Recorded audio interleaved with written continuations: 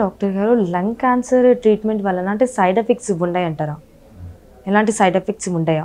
Lung cancer ట్రీట్మెంట్కి operation చేసినట్లయితే కొన్ని సైడ్ ఎఫెక్ట్స్ డిస్క్రైబ్ చేస్తాం. కానీ ఆ సైడ్ ఎఫెక్ట్స్ని పేషెంట్ చాలా సులువుగా తట్టుకుంటాడు.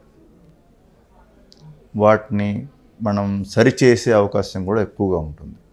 సో ఆపరేషన్ సంబంధించిన ట్రీట్మెంట్ వల్ల వచ్చే సైడ్ ఎఫెక్ట్స్ మాత్రం ఎక్కువగా ఉండే అవకాశం లేదు. వాటికి త్వరగా ట్రీట్మెంట్ చేసే అవకాశం ఉంటుంది. ఈ కీమోథెరపీ, రేడియేషన్ ట్రీట్మెంట్ చేసినప్పుడు వచ్చే సైడ్ ఎఫెక్ట్స్ కొంచెం ఎక్కువ ఉంటాయి.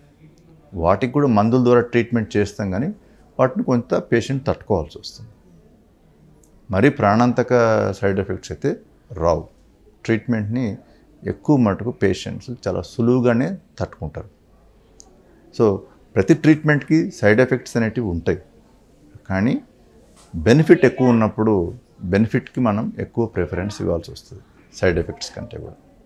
సో లంగ్ క్యాన్సర్ చేసే ట్రీట్మెంట్స్లో సైడ్ ఎఫెక్ట్స్ అనేది ఎక్కువగా పేషెంట్ని ఇబ్బంది పెట్టే విధంగా ఉండవు, కాబట్టి ఈ ట్రీట్మెంట్ని వాళ్ళు సులువుగా తట్టుకునే అవకాశం కూడా ఉంది.